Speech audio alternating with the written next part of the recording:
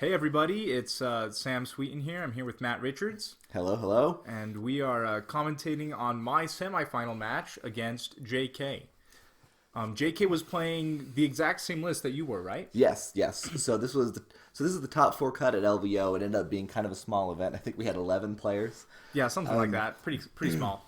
But proud to say that the top four was all four guys from the Utah crew. Three of us were running this exact same Scum Hunter list with double Weequay Pirates in it, and featuring Doubt in place of Devious Scheme, which is somewhat controversial. Mm-hmm. And Sam here, what are you running? Extra armor spectre cell. Oh yeah. Yep.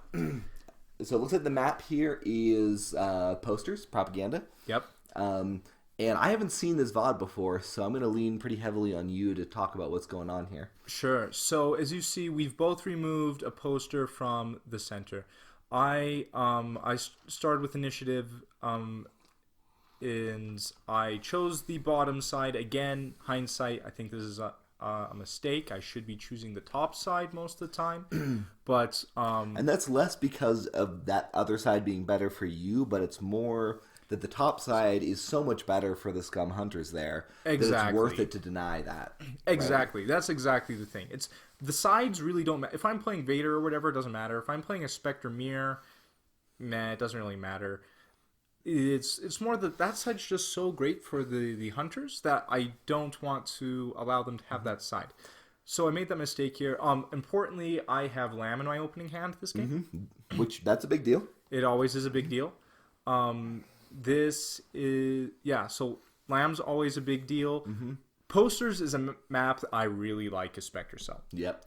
Especially playing against lists that want to sit back, because I can control all of the posters. Yep, yeah, you can control the posters and force them to kind of come out and deal with you. Yeah. So that can be kind of a tough situation. Just kind of stepping back a second, we were talking about how that deployment zone that's in the upper right is so much better for Scum. The main reason is that zone, that kind of T-junction where like the terminal zone meets where that rectangular room is and the deployment zone, that area is so much safer and is so much more powerful of a staging position for ranged attacks relative to the other side. So if you can see kind of what JK is doing here with his initial placement with C-3PO, he's allowing for him to have that flexibility of which room he wants to commit to. He doesn't have to decide right now. He can kind of stick his guys in the middle and push one way or another as he needs. Whereas if you look at the other side, there's that kind of goofy set of blocking terrain that is in the T-junction there on the left side of the map in that hallway between Sam's deployment zone there on the left and where those posters are in the top left. And that blocks your line of sight, and it makes that approach a little bit, if you want to go kind of around the long way, it makes that more difficult. Yeah. to cheat range shots out.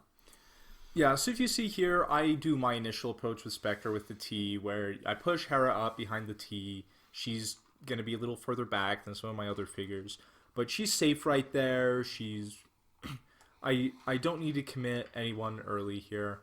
I also like what I can do with my opening setup better on this mission than on Gangsters, because Gangsters, I have to play around those opening Gangsters a lot. Whereas here, I have more free reign to put my guys where they want to be placed. Right. But yeah, this first round is going to be a lot of positioning games. You're sort of queuing up to try to approach and control the objectives on the map. JK here as the Hunters is trying to just kind of ramp up, threaten with his stuff.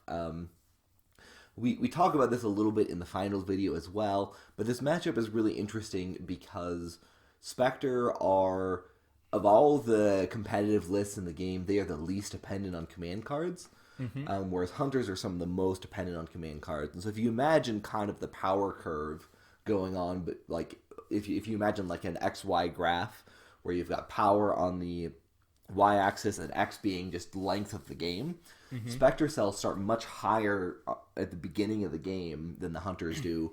But once you hit round 2, really round 3, especially, Hunters are just going to be able to outscale and have more punch and more tempo swing. And so you're really hoping to gain enough of an advantage before that point that JK can't come back. Yeah, that's exactly what I'm trying to do. I'm trying to win quick. If you notice here, I decided to put...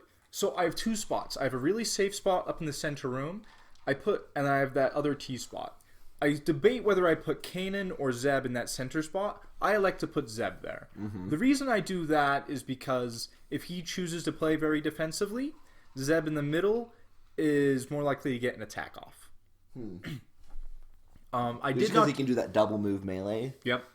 I did not do that in your game because I really needed that extra reroll defensively. For when, because I decided, okay, Ezra's gonna be up there. I really need this reroll. And Kanan was still, and Zeb could still get up there and make that attack. This is a very interesting game here. In the pace of play is relatively quick. This first round ends relatively quick after this original positioning, and then it gets very fast, very quick. Right.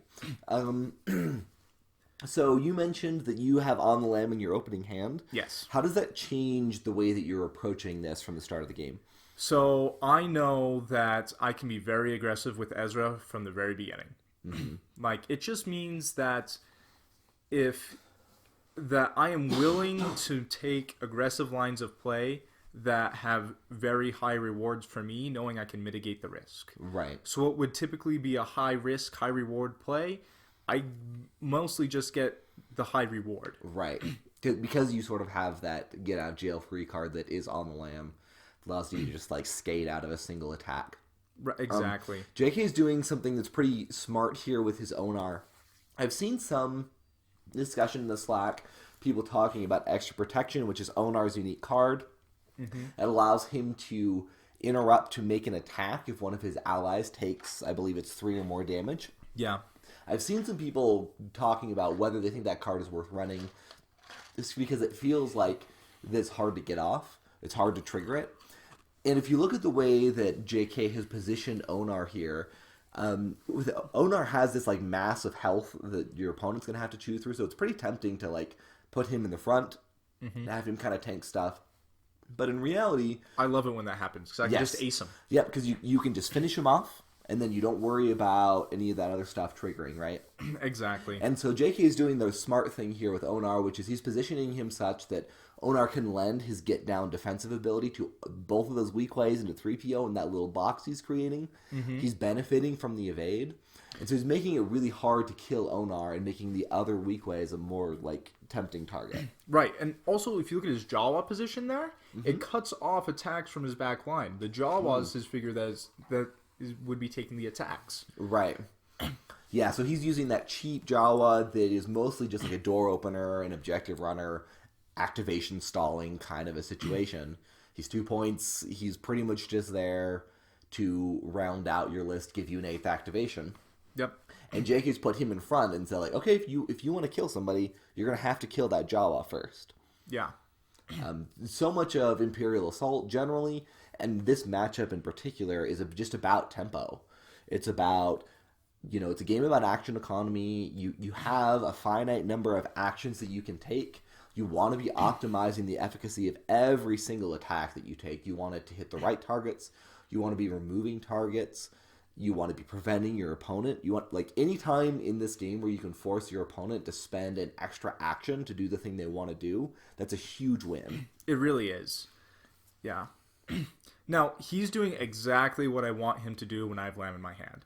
And that is send up a figure very aggressively to shoot Ezra.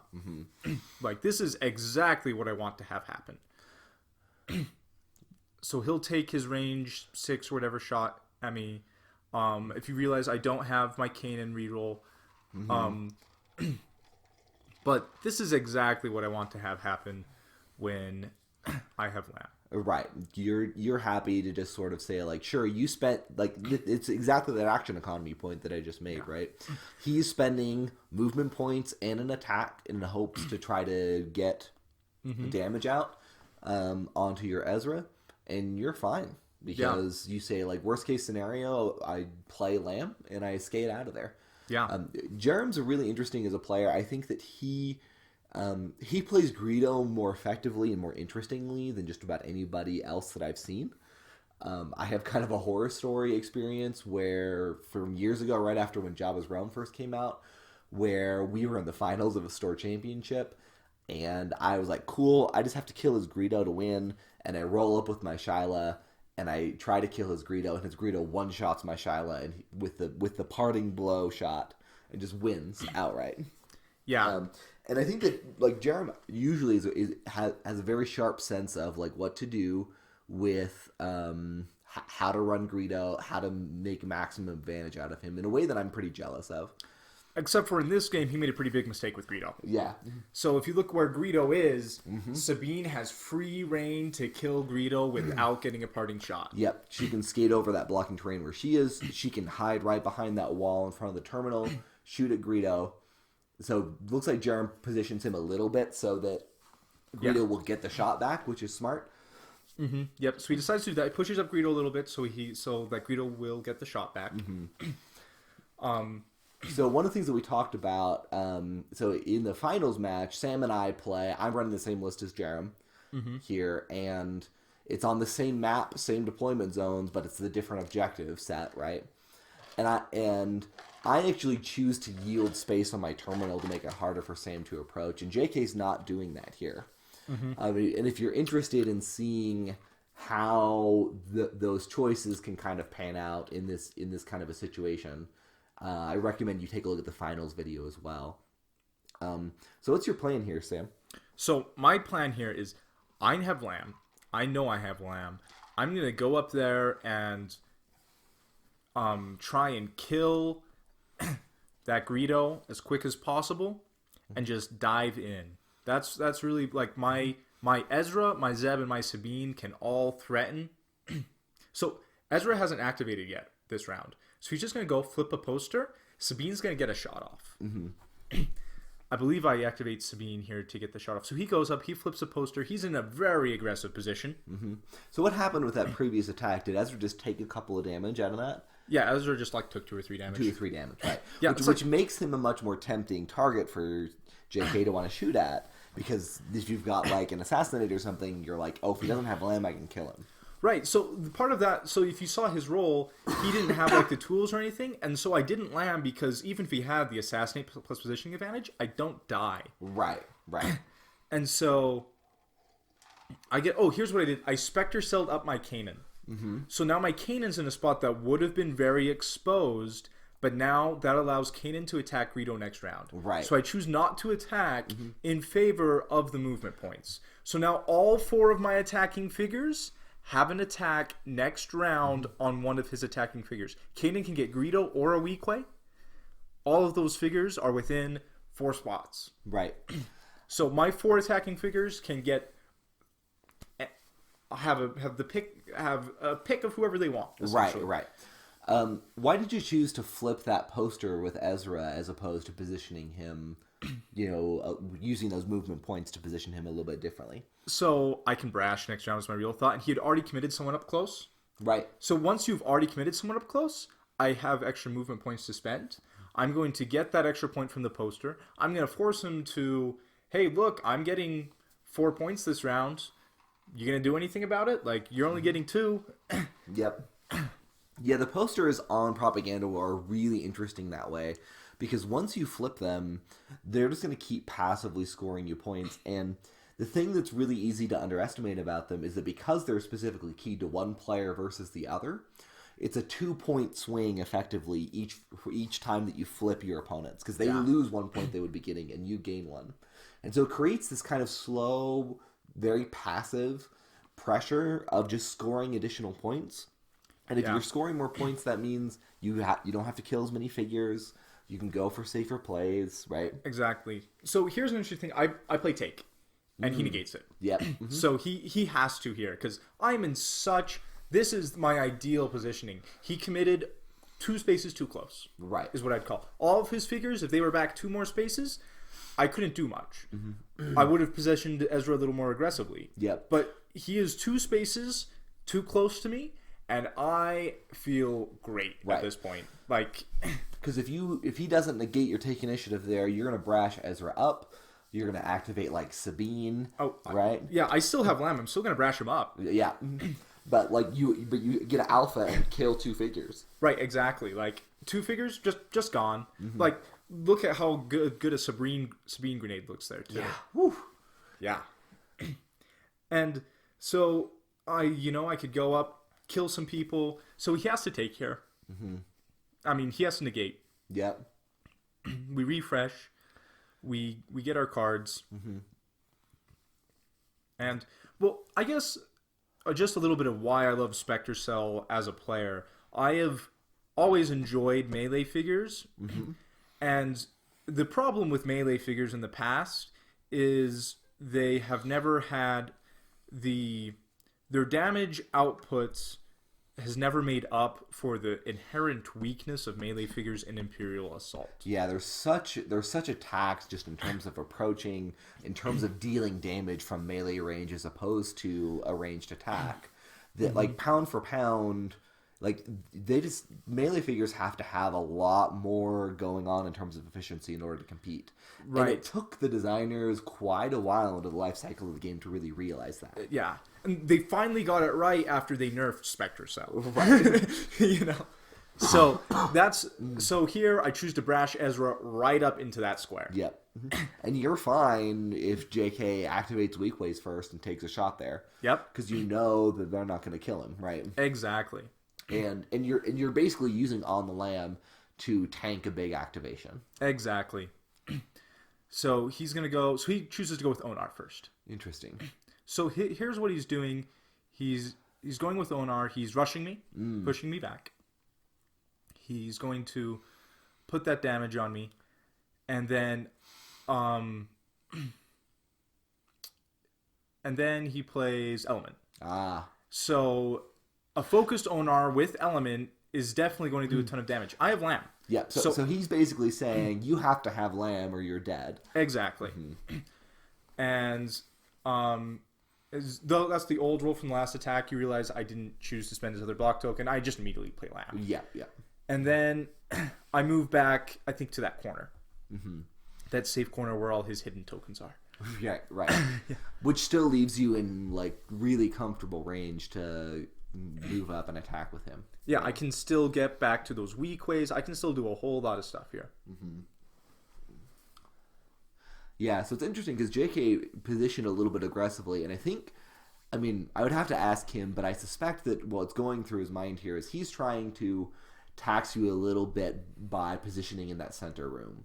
He's trying to kind of abuse that corner, shoot around it, and then retreat so that he can get free damage and free attacks on you as you approach. But On the Lam really kind of puts a damper in that, that plan, right? Like, so he's gone with Onar. He spent a focused Onar attack with Element, and I am more than happy to trade that for Lamb at this point. Absolutely, right.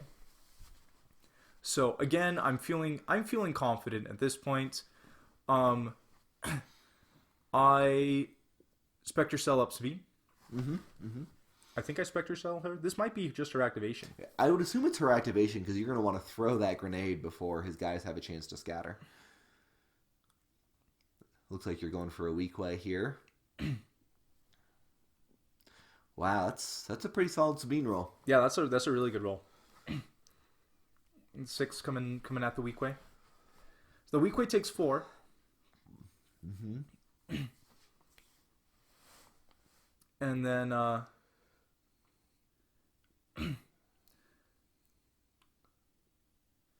can't remember exactly what happens after this.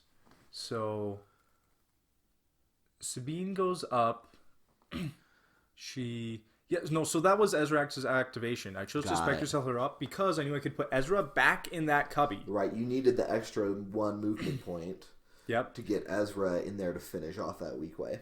Yeah, so I Spectre Cell up Sabine. Mm-hmm. I shoot, and then I move Ezra up to kill this Weequay. I think I also have Dying Lunge at this point. Oh boy. So yeah. So and the thing that's difficult, so like activating Ezra is really smart here too, because now that he's gone, he's up there in the front, and you're sort of like, yeah, like you can kill him, but you're going to have to kill him in order to see anybody else.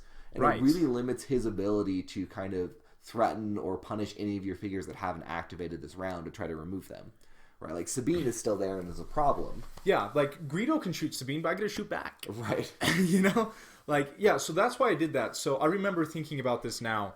I'm like, if I put that there, if he wants to shoot Sabine, he has to commit so hard that it puts him in a severe disadvantage. Yeah, and it actually enables attacks from the rest of your guys. Yeah. It's a really smart play on your part. So I killed that Weequay. So at this point, you've effectively traded on the lam for a Weequay and a focused attack from Onar and Element of Surprise. Yep. Which is an incredible resource trade. Yeah. Right? That feels great. That's exactly what I want to have happen with On the Lam every game. Turns out On the Lam's a pretty good card. Yeah. So now JK's in a bit of a bind here. He's like, okay, so I've lost a Weequay before it could go. Sabine's in my grill. Ezra's sitting here blocking everything, but he's already gone. Yep. And it's worth mentioning, right? So, like, if JK had On the Lam there, right? It's still a trade that goes in your favor because you got an attack and an Element of Surprise, for his, like, in addition to trading On the Lam. Right. That's one of those situations where if the card draw had gone slightly differently, suddenly JK's in a much better spot. I also think I got a recover off with Ezra. Oof, yeah. So that 2 or 3 damage he took from the earlier Greedo attack is now has evaporated. Yeah, exactly.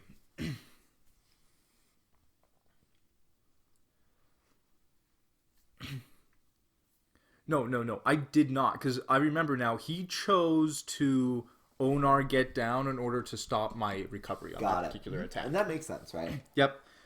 It keeps... Because the odds are pretty good at this point that Onar is not going to survive much longer, given his positioning.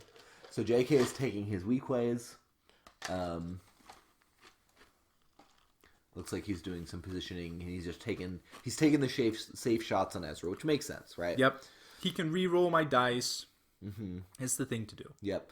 But this is also round 2, and so he hasn't quite had the time to ramp up that focus. So he didn't have planning. Attack.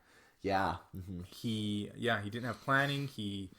He's kind of, he doesn't have all the cards he needs. Like you can see, he's holding on to like 4 cards, which is about the same amount as I have. Like I have 3, so we've both played 2. He only has 1 card up on me at this point, which is not that huge of a resource advantage. Right. So, and it's possible, like, I don't know exactly what's going through his head here and what cards are in hand and all that kind of stuff, right? One of the things that can happen when you're playing Imperial Assault sometimes is if you take an early loss like that, it can be pretty easy to sort of get worried and to feel a lot of pressure to immediately hit back and regain that ground. Like, Imperial Assault very much is a game where a single interaction or a single moment in time can really start things sliding and snowballing a certain way. Yeah. And puts more and more pressure on the person on the back foot to kind of come back. To make the play, to take the risk that goes right. Right. And so I think it's maybe possible, it might have been possible, considering where those Weequays were positioned, they felt pretty safe to me. It seemed like there was maybe an option for him to use Jabba and his support figures to kind of focus them up. Ezra's gone already. So he's not, like, by activating these Weequays early and taking the hidden, unfocused shots, you're not really gaining any tempo in terms of... Well, you realize Sabine hasn't activated. Yeah, exactly. So my Sabine is in a position where she can still get up, make a grenade, and take a shot. Sure, okay. So, like... So he's worried about losing those figures, that makes sense. Right. And trying to get value out of them. And also, in order to even threaten or deal with the Sabine... He's got to get rid of the Ezra first. Yeah. Yeah, that's interesting. Okay, that's a good point. So he does. I guess I didn't have Dying Lunch. He gets rid of my Ezra. So you effectively traded Ezra there for a Weequay, like 3 attacks. Yeah, like 3 attacks. A bunch of focus. Yeah, a bunch of, just a lot of resources went into killing Ezra. Resources that it hurt him to spend. One of his cards was Celebration here. Yeah. So he plays Celebration, and I'm fine with that. Celebration is not a card that I feel like is particularly good in this in this matchup. No, it's pretty much who's going to kill the other person first, right? Right. Like, in the more dedicated points list, celebration matters more in this matchup. But, like, that card, I feel like, is better against those point lists, against the Vader lists. It's not particularly effective against Spectre. I would agree. So I go with Kanan here. I play Deathblow. Mm-hmm. He has this one unactivated Weequay. Yeah. And I just annihilate him. Yeah, Deathblow will do that, right? That red die there represented the 2 damage from Deathblow. Yeah, that's rough. So it's interesting because it's, in some ways, it's kind of tempting to look at this and be like, okay, like you've traded Ezra, like, but Ezra got celebrated and you get the point from Jabba for 2 Weequays, so it feels like a roughly equivalent point trade, right? But just in terms of the resources that JK has invested to remove Ezra versus what you have invested to remove his stuff, right? Right. Like the Weequays look like they're not as valuable from a sheer points cost perspective, but in terms of damage output, like the way that I kind of look at this matchup is that it's like you have 4 big attackers, right? And then you have like 2 smaller attackers. Yep. So like maybe you have like 4 100s and you have 2 50s, if that makes sense in terms of percentages. And the Pirates have like 6 80s. Yeah. Right? And so losing 2 of those for one Ezra, it isn't as even of a trade as the points would make it seem. Right, exactly. And here, I killed 2 Weequays who were unable to activate. He's activated all of his guns except for Greedo. And I still have 4 activations left. Yeah, that's rough. That's a pretty strong early sweep, right? Yeah. And Jerem has no options in terms of contesting the posters in the center room where you have an advantage. Right. Right? He's lost his terminal control. Mm-hmm. Yeah, that's rough. I think this objective on this map is so much better for me. So than much the better for you. Mm-hmm. Yeah. The gangsters typically punish me more, and this one helps me more. I think I get up to a point where I'm getting 6 points around eventually. Yeah. Mm-hmm. So it's just like, what are you gonna do? You know, like that means I don't have to kill Jabba, and I don't have to kill your support figures. Yeah, I'm reminded a little bit of kind of what happened when you and I played during the Swiss round in this event on Blitz, where it was just kind of like, you just blitzed me. Yeah. Right? Mm-hmm. And the trades, and I made some poor choices, and the trades didn't really go in my favor, and... Yeah, so here I come up with Hera, and I put some damage into Onar. Hera didn't roll great, but, I just... It's free damage, It's free damage. Like, Hera has 0 risk at all, like... And Onar's just kind of chilling there with not much he can do. Right. Yeah, because Onar's already activated this round. Mm-hmm. He's activated Jabba to focus and draw a card. Did he focus? Who did he focus there? Greedo? Onar. Onar. So Greedo was already focused in the previous round. Greedo's now going. He chooses to attack Kanan before he moves. Oh. Because he wants to get extra protection off, I'm pretty sure. Oh, I see. Right, so he's sort of volunteering for the damage in order to cheat out the extra action. That's really smart, actually. Yeah. Mm-hmm. It seems like he shot at Sabine, though. Is that right?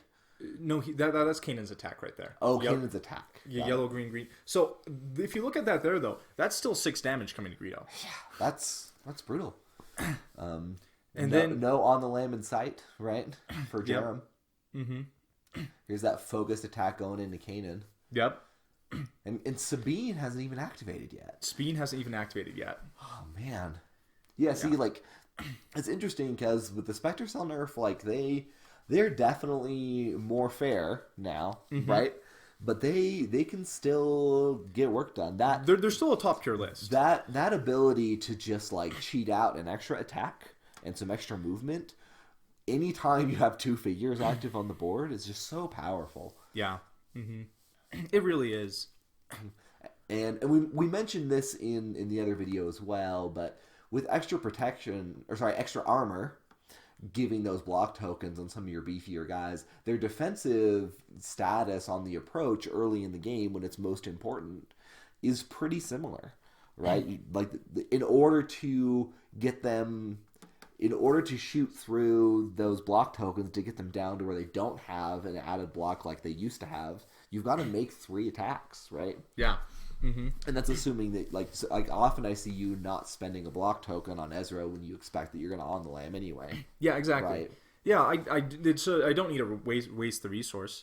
Mm-hmm. And so it's the Spectre cell, its margins have just come down. Yeah. Mm-hmm. All they did was shift the margins down from that extra damage made it so consistent, whereas now it's not quite as much. Yeah, it's a little bit harder to hit the right breakpoints to remove figures because you don't have that extra point of damage or whatever, right?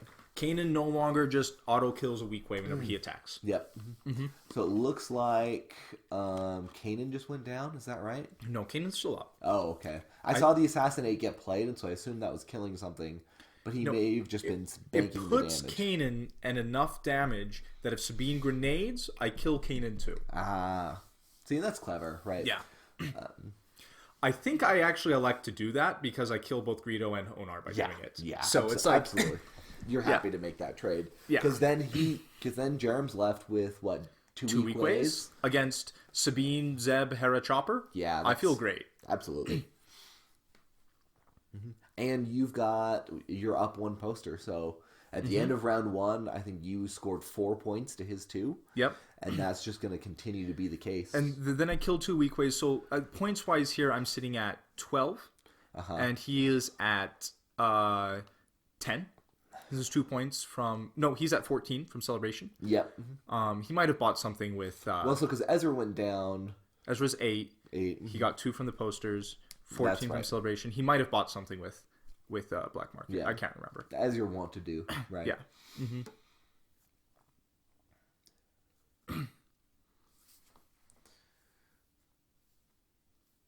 Oh, it looks like you're throwing the grenade a little bit deeper to hit. Yeah, so I throw the grenade a little deeper. Here's what I do. I throw the grenade a little deeper to hit the Jawa. Kanan's at 1 life. Mm-hmm. I shoot Onar, is what happens. And then I have the option to blast, which will kill both Greedo and Kanan. Huh. And I think I elect to do so, knowing that also opens up the way for Zeb to come in and finish off Onar. Right. Interesting. So you're sort of going for just like maximum efficiency of damage, even though it's removing some of your own figures. Like the main anxiety I would have about that is like Greedo then gets to use his parting shot not on Kanan but on Sabine, right? Well, no, because Kanan's still on the board. They take damage simultaneously. Oh, right. Yeah. So. Oh, so you just. I also grenaded the Jawa so that now the Jawa. I'm not sure why I moved up there. That would have been a mistake. I think I'm thinking about this. I don't think I move up. Right. I think eventually you'll see me move back. Maybe I don't. But I grenaded the Jawa so that if I blast Onar, I can also kill that Jawa. Right. Yeah, that blast, man, doing work. Yeah. So as you see, I do eventually decide to go back. I decide to shoot Onar, realizing if I blast, I kill my Kanan, but I also kill Jawa and Greedo. Mm-hmm. So it's essentially Kanan.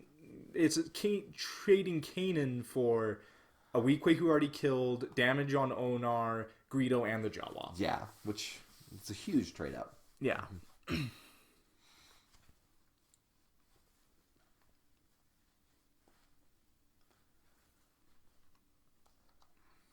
Yeah. So and then when those figures die, that's when it's essentially. Yeah, at that point, JK and especially because like he does have a shot on Hera. Yeah. With his parting shot. Right. It doesn't matter a ton. It doesn't kill. Greedo's already burnt his focus. Yeah. But at this point, like Assassinate has already been spent. Yeah. Like a bunch of those resources are gone, and so the opportunity for those remaining, 2 Weequays to make a hero play. You look like you got the Jawa with your blast. Yep. And yeah. Onar's at 11. I haven't activated Chopper or Zeb yet. Yeah, and so Chopper can boost Zeb forward if he needs to. I don't even think he has to. I think I can go 1, 2, 3, 4 and get 2 attacks off. Yep. I think Chopper just goes and flips that other poster. Yeah. Oh, the one that's in the top left there. Yep. Yeah. Yeah, that's brutal. Well, he pushes him up here now that he moves Onar back with Gideon. He moves Onar back with Gideon. He realizes he's trying to make you pay a cost. Yeah. In order to finish. He's trying to get the evade there from 3PO. Yeah, he gets the evade there. I go up with Zeb. I only get 3 damage, which keeps his Onar alive. I am getting initiative at the top of the round. Yeah. Onar is such an interesting figure. This is something that I've talked about at length with my other Utah buddies, that like Kenny and JK, who are running this same list, where Onar's really interesting because like there are a lot of damage tricks that kind of get around defense dice and like blocking and mitigating damage, but Onar just has straight health. And you just have to deal a certain critical mass of 15 health in order to kill this figure that only costs 6 deployment points. Oh no! So I just move up with Chopper. I just get him in the fray. Yeah. I don't even care about the poster. Yeah, I couldn't remember You're what I did. already ahead on posters. I'm already ahead on posters. You're just trying to close out with your figures. Chopper's up there. Chopper can ram Onar, who's at 1 life. Oh, yep, there you go. Like, I can do a lot of things. I can't remember if it was against you or against JK that I had the Greedo, ram, and then shock.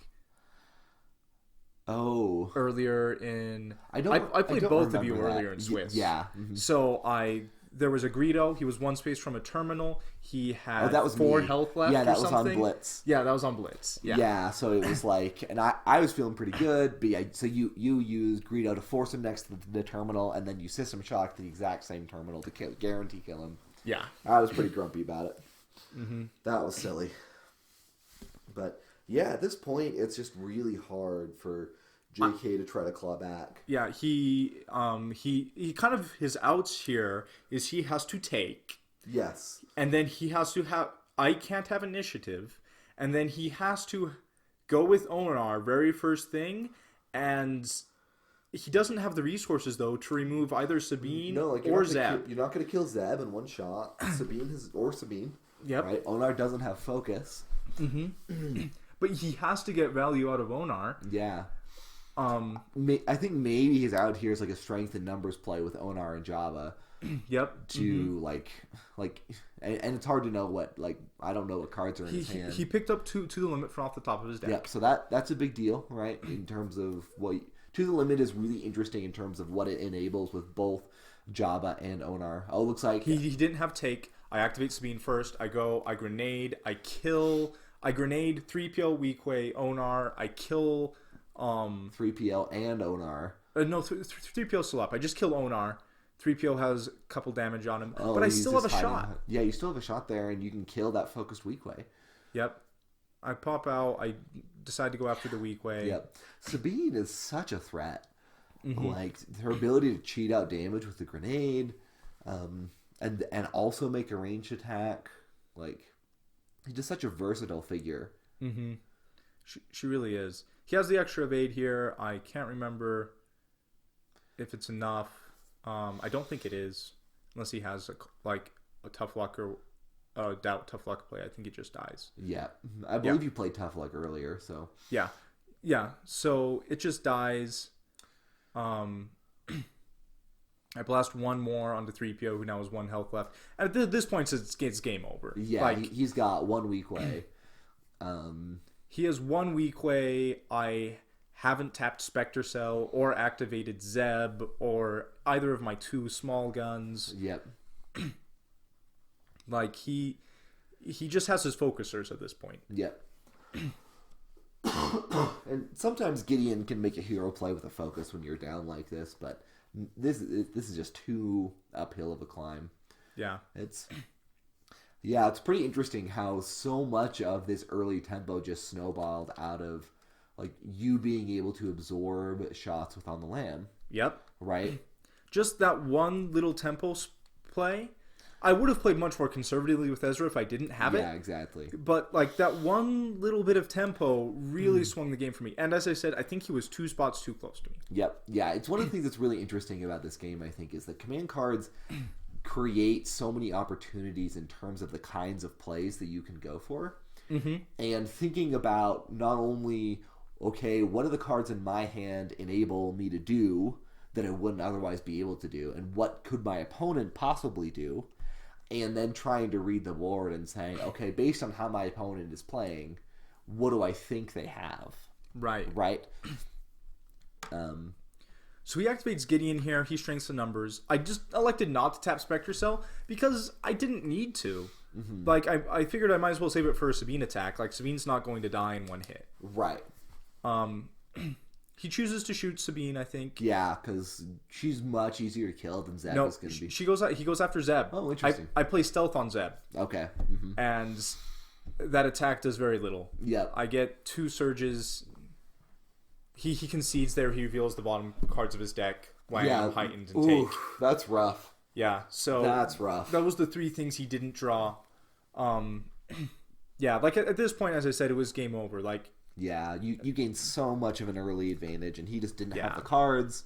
He didn't have the same options to make the plays that you did, right? Mm-hmm, exactly. And you really leveraged that very effectively in this game. Mm-hmm. I think my favorite play in this game was definitely putting up Ezra in that spot, and Sabine's there so aggressive, and he cannot get to Sabine without overcommitting everything. Yeah, it's those moments like that where creating a board state that is much safer than you would think it is based on how just like the distance is involved is always really like an interesting situation. Right. It's like, yeah, Sabine's literally right next to Onar and Greedo and was totally safe. Uh-huh. You know? Yeah, so this was your win in the semifinals, so in the top 4, right? So you win, what, 4-0 in the Swiss, or did you go 3-1? Essentially, it would have been 3 and a draw, but we can't draw, and I lost the coin flip to Kenny. That's right. You and Kenny were 3-0 and matched up in the final. Yeah. And so you sort of decided to play for fun and flip the coin, right? We played like one round and then tried to record a podcast. Didn't really pan out because the static. Too much noise. Yeah. Yep. Well, great. So that's been the semifinals here. You should definitely check out the other semifinal video if you haven't already. Noah has done some phenomenal work on these videos, recording stuff for IA Command here. But he's responsible for all the recording stuff, and we're just kind of contributing commentary here. Yeah. He's done some great work for the Imperial Assault community, so huge shout out to him. Yeah, he's done a great job with all these videos. He has we've mentioned some of our Swiss rounds. I think you can see at least Matt's my game. Yeah, you can watch the one where I get blitzed down by Spectre. Yeah, and then you can see me. Then you can see him beat me in the finals. So you know. Yeah. But all right.